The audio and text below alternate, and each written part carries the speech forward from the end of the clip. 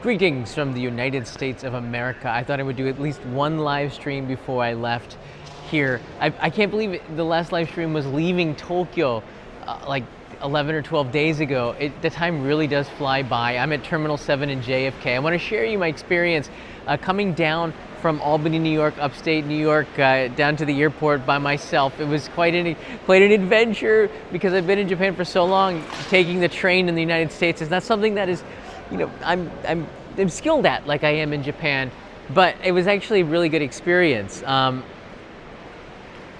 super impressed with how easy it is to get to JFK from New York after the last few years. This is Terminal 7. This is an old terminal, actually. ANA is in this direction. Actually, I came here 5 hours before, and Ethiopia Airlines was departing, and I walked over there, and everyone was from Ethiopia. It was just kind of a cool experience because you could tell, you could hear a different language, you could see different people, and everybody was getting their suitcases wrapped with these special blue plastic so nobody can get into it. I think that's very Ethiopian. What can you say about that? But it actually was, because everybody got their suitcases sealed, and in Japan nobody does that because we don't have to worry about security so much. It's going to be a 14-hour flight.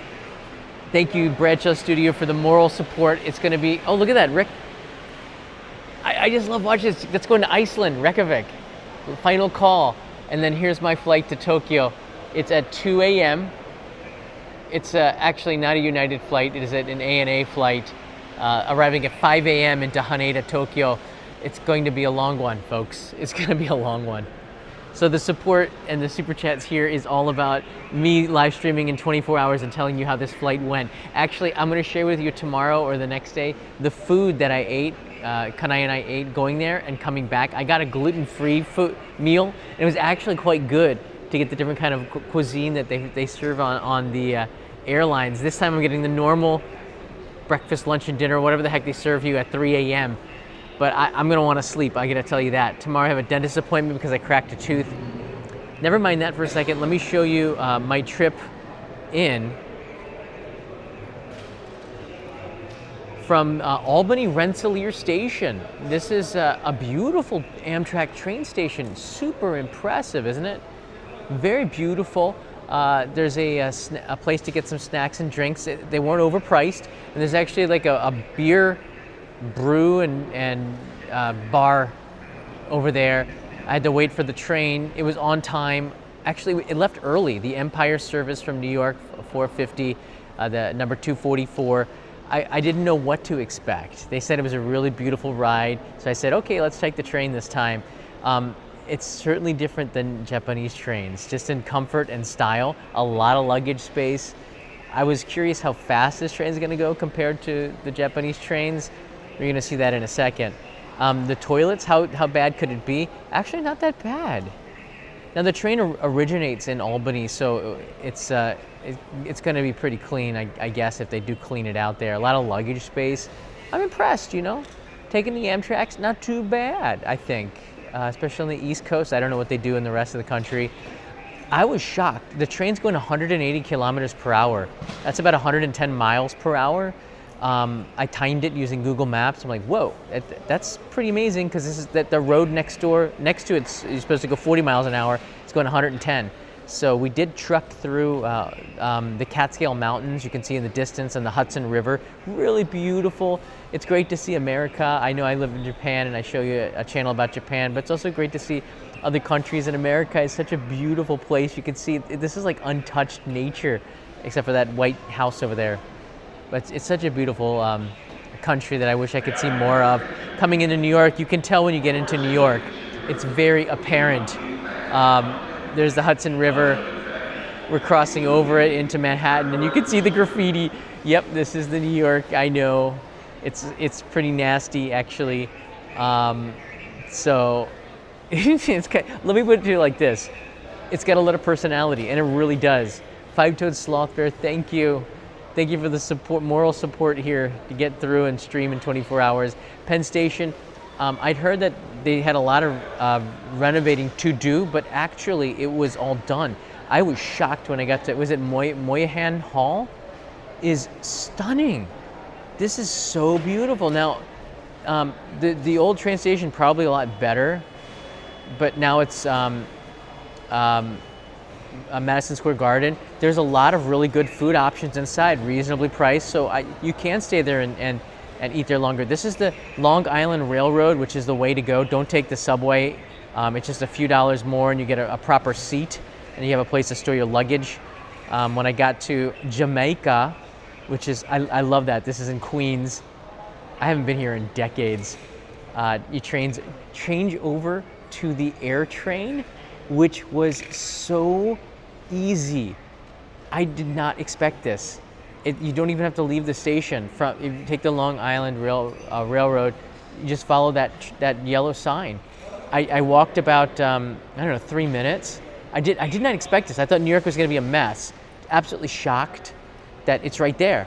And it's $8.50 to take the AirTrain, which is like 1,500 yen. And you don't need the Metro card anymore. You can just touch your credit card. So I have a contact credit card. So I just touched it, boom, got me in with my Amex card. I probably got some points from it too. See some little sunset over New York here. And there it is, the AirTram. And once I got on there, I knew I made it. Terminal 7, there you go, A&A, really pretty. You can see outside there, we're coming around to the airline gates. There's like 8 terminals at JFK, I believe. So it's a pretty big airport. It's a really big airport. And here I am now, surviving. It was a great trip. I'll clue you in over the next 3 weeks, but I'm going back because I'm going to be filming an episode on Mount Fuji. And I know, like, it's too dark to wear glasses. I know that a lot of you have seen content about Mount Fuji. I'm doing it at an angle that you've never seen it before. People actually live up there for the summer.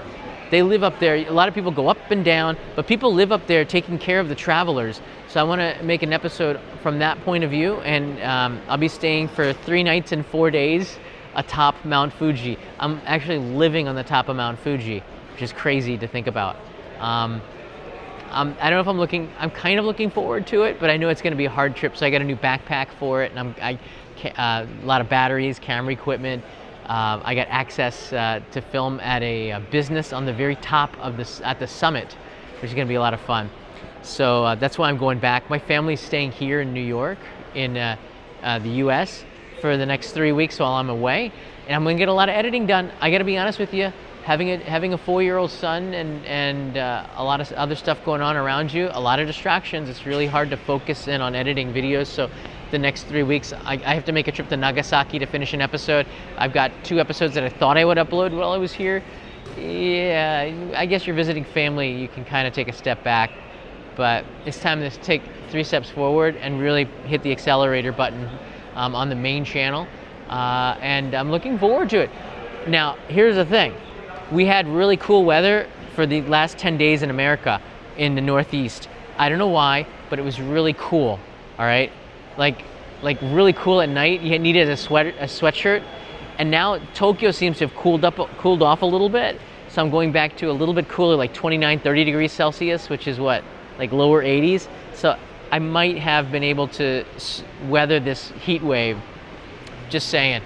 But yeah, when you are traveling abroad, when you're traveling with family to see family, you really can't get a lot done. You see that right up there? This is the lounge. That's the lounge. I thought I was going to get I tried to upgrade. I don't know if you guys have ever done this bid here. I put in a bid, which I thought was a pretty good bid, of 51,000 yen, which is like $350 to get a premium economy seat so I can get some sleep. And it didn't work. It's still pending. I don't understand why. They're supposed to have given me a rejection or said yes, but I was able to get a pretty good seat. It was actually the same seat I flew in on in economy. So the thing with bidding on this is that if you win, you win. And if you don't win, you actually win. You save yourself a lot of money.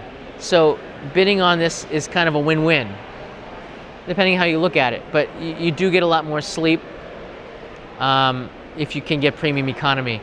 But Kanai gave me this thing called melatonin.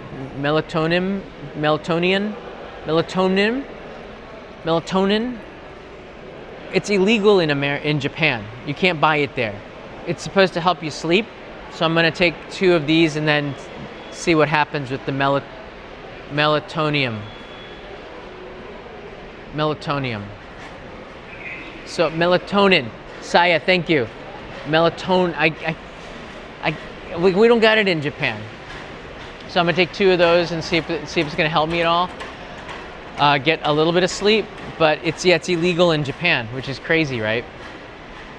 Check-in starts at 11 p.m. for the 2 a.m. flight. So that's what makes this flight so crappy.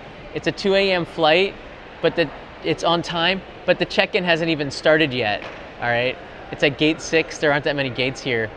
There's some food inside of the Terminal 7, but again, you probably want to get into this lounge, which used to be the old British Airways lounge, which is really nice, but now it's sort of like, I don't know, like a diner that has been closed down and then reopened by an even older business.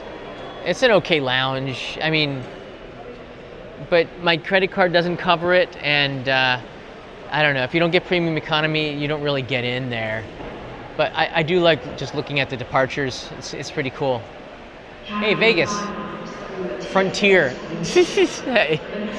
I heard that was the worst airline in the world. Or one of them. I don't know. But yeah, I gotta go over there. Okay, A&E's already set up. You see that? They're already set up here, the business class and first class. So it looks like before that it was Ethiopian Airlines. So it looks like we're okay now.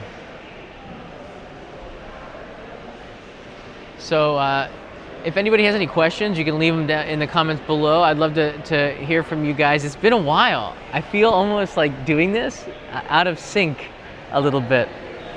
But I did miss Japan, but I'm gonna miss my family even more. They're gonna be staying here. Leo gets a chance to speak a lot of English. It's amazing how much he picks up by being here as well. So it seems to all work out pretty good. And I'm gonna do a lot of reorganizing my office. I got a lot of stuff. Every time I finish an episode, I get to put all of that stuff away, but it's really built up over the years, as well as a lot of things that have just accumulated, papers and stuff. I'm trying to get rid of all of that really quickly and then reset and then come back stronger. So when the family gets here, it's a very smooth operating system. That's my hope anyways, to use these 3 weeks very wisely. And then I'll be flying back right after Mount Fuji. Like the next day, I get onto a 13-hour flight to get back to New York, and I spend another 10 days here.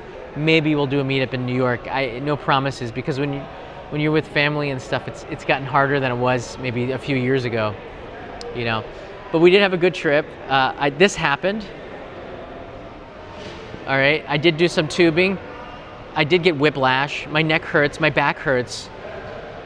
I thought it was gonna be a lot smoother than this. It was not. It actually, all my body hurts very badly. And when you go around the turns, I thought you could lean into it. See that? It doesn't work like that. Now, apparently you could lift up your fist and that means you're done. I was shouting, stop the train, stop it, stop. But nobody could hear me. But apparently you're supposed to lift up your hand. But what I could have done is I could have just like, in hindsight, I could have just fallen off, you know? And they'd find me, they'd come back, right? But this was just 2 days ago. I feel like my age is showing a little bit, but not really, but a little bit in the feeling. And I don't know how I'm gonna feel after this flight. It's like 3 hours on the train, then 14 hours on the flight, 3 hours of sitting around here. It's a long one. It's a long one. Is that in Jersey or California? Neither. Neither. That's here in New England, let's just say. All right, everybody. I'm gonna try to check in and get moving.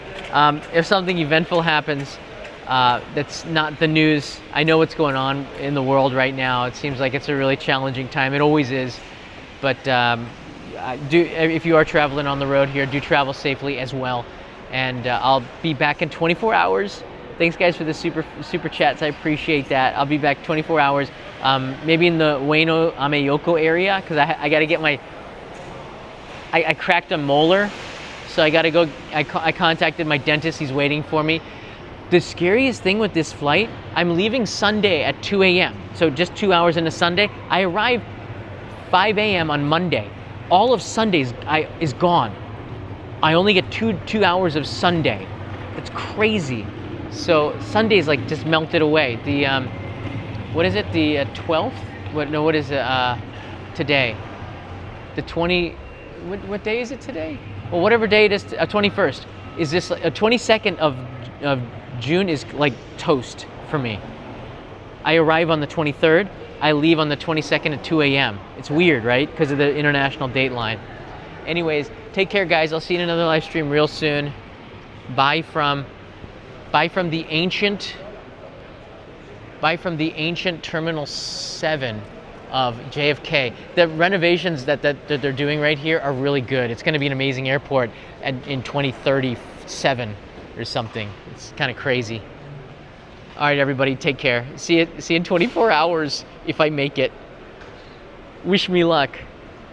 Mata ne.